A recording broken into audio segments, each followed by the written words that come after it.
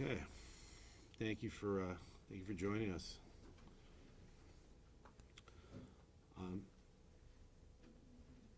This is my client, Antonio Mays, Sr. And today, we got a piece of justice. I don't think there'll ever be complete justice because the loss of Antonio's son can never be replaced, ever. So, you're wondering why the verdict came out the way it did. It's fairly straightforward. I mean, the city failed in so many ways.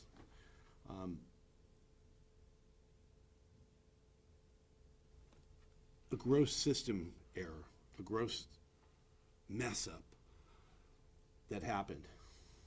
The city failed to activate the Rescue Task Force protocol. There was a specific protocol that was set up where the city should have followed. They didn't follow it. They didn't correctly identify the casualty collection point where Antonio's son was supposed to be brought after he was shot. He was shot in front of a police precinct that was essentially abandoned. There was a fire department not too far away. There was a huge delay in Antonio receiving treatment, huge. And that delay, which came from broken promises and abandonment and confusion, that was a system failure that resulted in the death of Antonio Mays Jr. It was so clear. It was so clear. All they had to do was just do the right thing. And to this day, the city has still not accepted responsibility. And that's very disheartening. There hasn't been one apology. There hasn't been one "I'm sorry." There hasn't been one knock on the door saying, "We're really sorry about what happened to your son." Just a complete failure of acceptance of responsibility. And that's unforgivable. I'll let Mr. Mays chime in on how he feels about what happened here.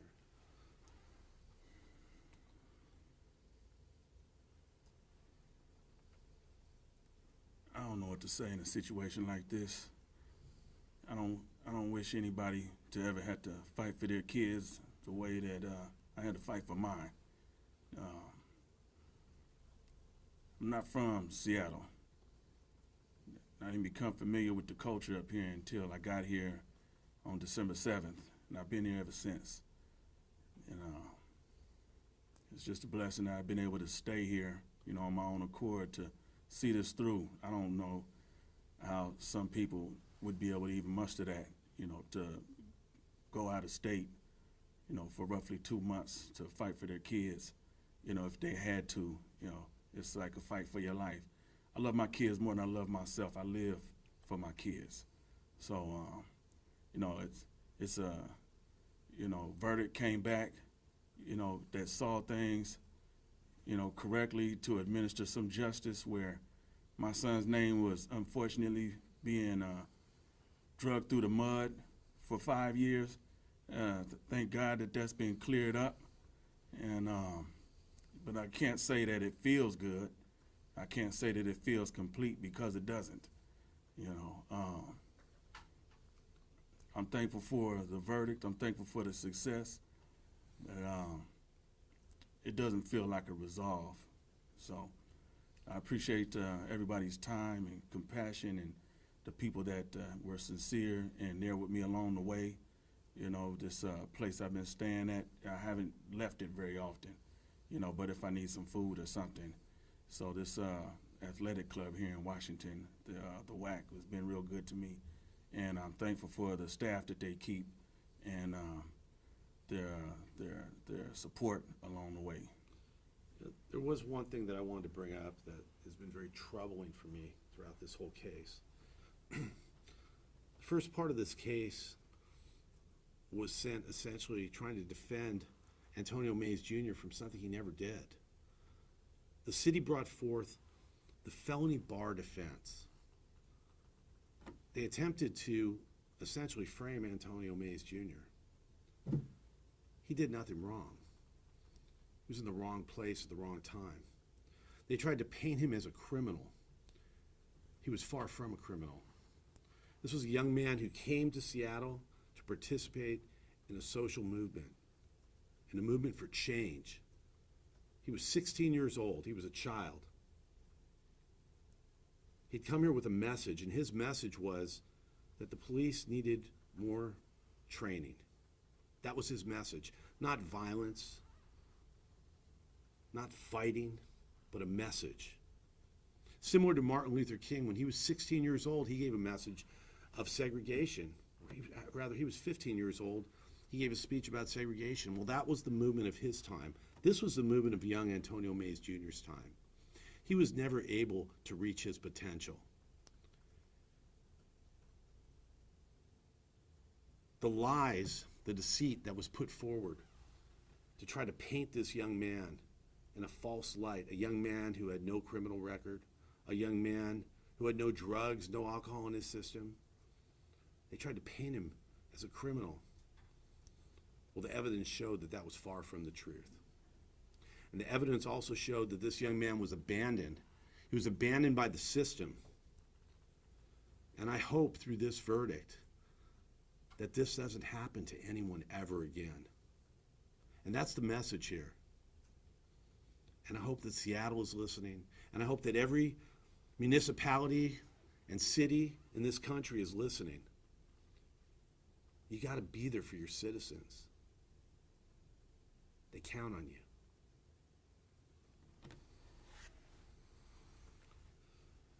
If anybody has any questions, we're happy to field some questions. Sure. Can you tell us about your son? How do you want him to be remembered when people are watching this tonight?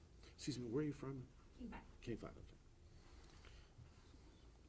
My son was what I like to identify as an altruist. You know, he wanted more for everybody. He wanted to help everybody. He was always, more concerned for others than he was himself. And, he had a big heart, and that runs in the family. He was a young entrepreneur at heart. He was a hard worker. He understood the multiple facets that I go through to generate the many different revenue streams we have in our family. And he loved and enjoyed and appreciated all of that, the good and the bad. Sometimes we take some hits and sometimes we go on some big vacations. It's ups and downs in life. So he was a realist, and he was proud to be black. I'll say that. It's if a lot of people don't understand, what that is to be black in America.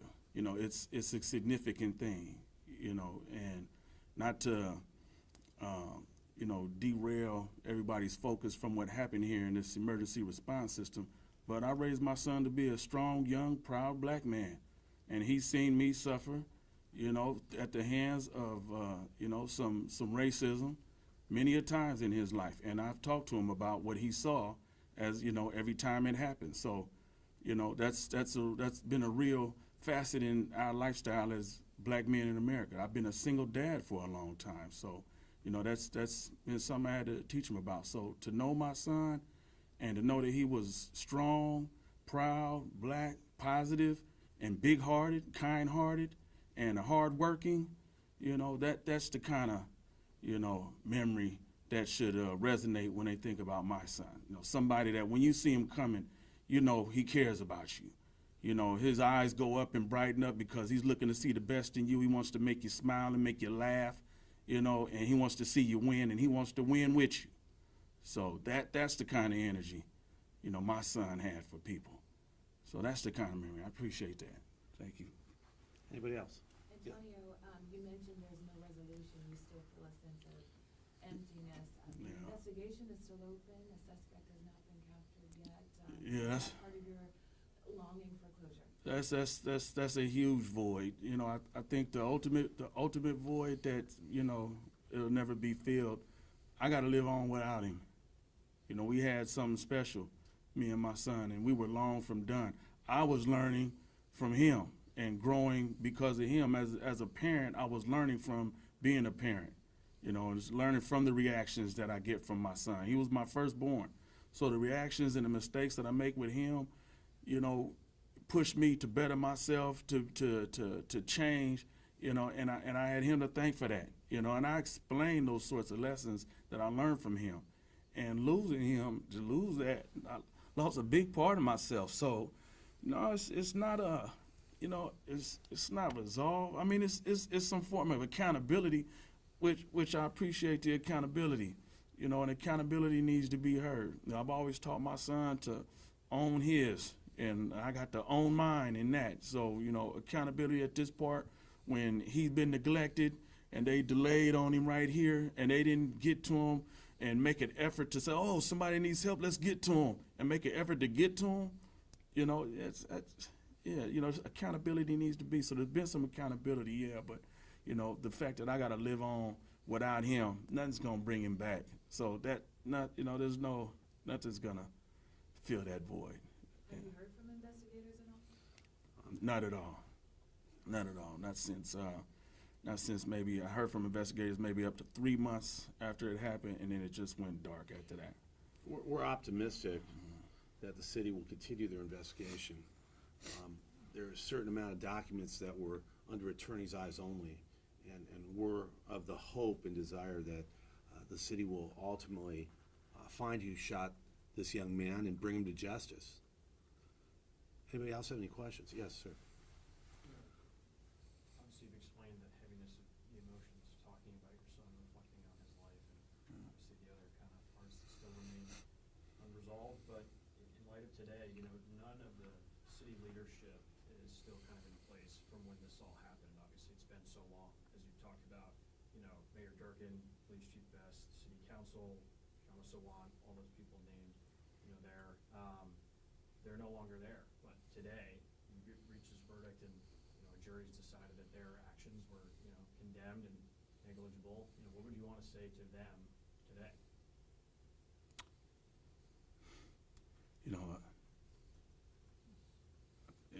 They were taken out, right? I don't know. Some things I don't know if I'm allowed to say, but there's been some things that took place along the way that I can't say I'm able to understand because I'm not a legal professional, but I feel like some things got swept under the rug, if that's fair to say, to put it mildly. I don't want to speak too harshly about people, places, and things that legally I don't have the knowledge or profession to understand and expound on. What I can say is that I'm very appreciative that Judge O'Donnell allowed this case to move forward. At times, we didn't always agree, but I have a tremendous amount of respect for him. The case went to trial. We came to verdict. He allowed us to bring the case, and for that I'm very grateful. I'm also grateful that the jury spent the time and the effort to deliberate. I mean, we did our closing arguments on January 8th. It's now the 29th. This was a very long deliberation, and I think they really went through the motions. They really weighed the evidence, and they did what our system's supposed to do, and if anything, it's an amazing system. The jury system in this country is tremendous. Yes. Would it help at all to hear from the current administration, Mayor Wilson, or any of the current council? I don't think any of them were here in 2020, but is that kind of what you were talking about earlier? I think it'd be useful to hear from the new administration because the way the case was presented by the city attorney's office, as it was, not as it is necessarily, it was a very difficult fight. And when I say a difficult fight, I mean it was a fight against injustice. It truly was. And so, yeah, it would be nice to hear from the new administration. Do you feel like you're owed that comment from the previous administration from 5 years ago? I don't need a comment from the previous administration. I don't know how Antonio feels. From my understanding, the previous administration stepped down if from what I understand, they stepped down. They weren't reprimanded. They didn't have any consequence. So, if you're asking me as a civilian how I feel about that, that's disappointing to say the least for me. You know, I think that there should have been some consequence. So, I'm dumbfounded about that part. So, Mr. Mays, Will James from KW. During your testimony at trial, your attorney, Evan O'Shan, was trying to ask you about how the trial was affecting you, and you weren't allowed to talk about that at trial. The judge made a ruling that you could talk about it, but it seemed like you had something you wanted to say about how the trial itself was having an impact on you. So I was wondering if you wanted to say that now, how the trial, witnessing the trial, the whole thing made you feel. yeah, is there someone? I mean, how you feel now? Yeah, so, you know, while sitting through it all, a lot of things, you know, get divulged and become very apparent or evident, for that matter. And to see a city, and Seattle to me is a major city. You know, it's not some small back road town with a small population. Seattle's a major city. Put forth, a lot of effort, and money, to conjure up something that, is, doesn't exist. And with the tenure of experience that they have, they got a lot of legal experience, they clearly were trying to, create something that wasn't there, and, again, I don't want to speak too harshly about something that it's not my profession, but, these sorts of things were very offensive to me. I've been here again, like I said, since December 7th. I got a wife and kids at home. So I'm missing all my kids and my wife. They're missing me, and that's hard on me and hard on my family. It's a lot. I could probably sit here probably for longer than what you all have time for. Going over those sorts of details, but appreciate that. Question. We just heard from the city attorney's office. They said they're going to assess their options going forward. Are you prepared for them to appeal this? Well, my response to that is we will assess our options appropriately as well.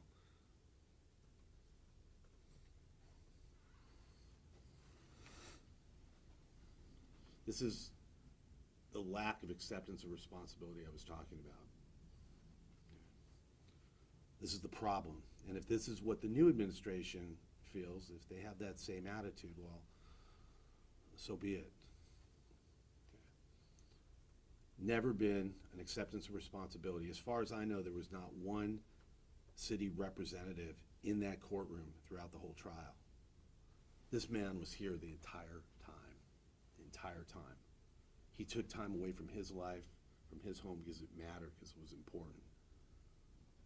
As far as I could see, they just had a lot of attorneys and paralegals and staff working on how to avoid the acceptance of responsibility. So I guess the addendum to that, to the city, is if you're not going to accept responsibility, well, we may have to make you accept responsibility. So if they're going to file an appeal, believe me, we're going to be right there with them.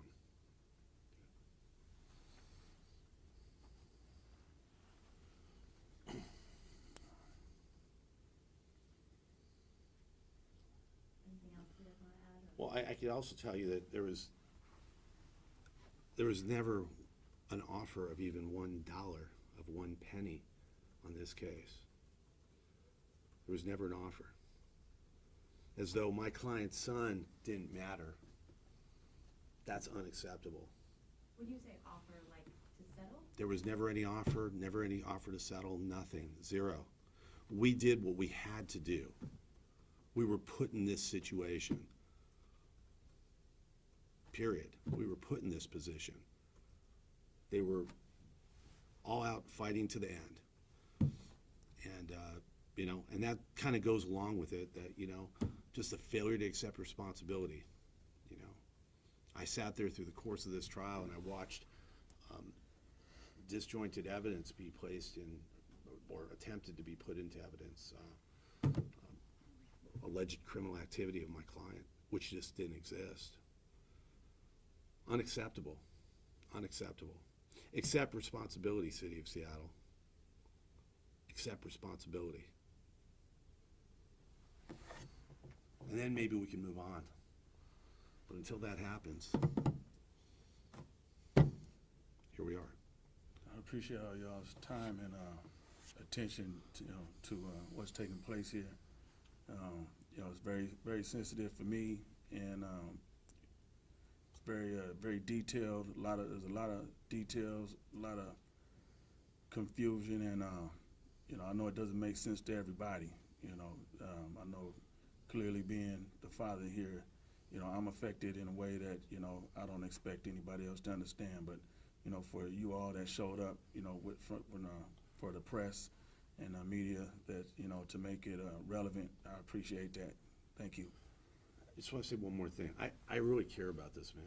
I had a chance to really get to know him and get to know his son, even though I never met his son. There's a good man here, okay? And I stand with him.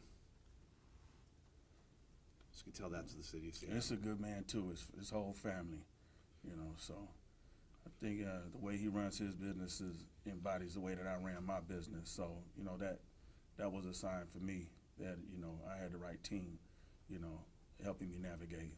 So for me, it goes much deeper than the law. This is about justice. thank you.